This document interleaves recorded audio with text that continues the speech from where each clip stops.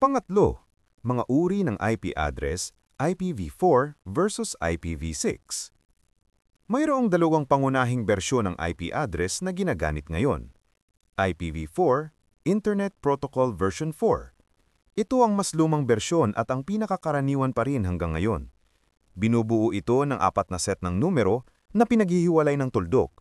For example, 192.168.1.1. Ang bawat set ng numero ay mula 0 hanggang 255. Halimbawa, 192.168.1.10, 10.0.0.5, 172.16.0.254. Ang IPv4 ay may humigit kulang 4.3 billion posibleng IP addresses.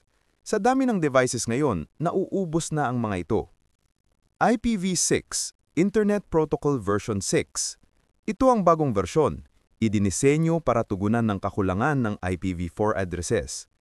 Binubuo ito ng 8 set ng alphanumeric characters na pinaghihiwalay ng colon, tulad ng 2001, DB, 8A, 000, 0000, 8E2F, 0374. Medyo mas mahaba at mas komplikado tignan, pero mas efficient sa paghawak ng network traffic. Public versus private IP address. Mahalaga ring malaman na may dalawang klase ng IP address sa loob ng IPv4. Public IP address. Ito ang IP address na nakikita ng buong internet. Ito ang ginagamit ng inyong router para makakonekta sa labas ng inyong lokal na network.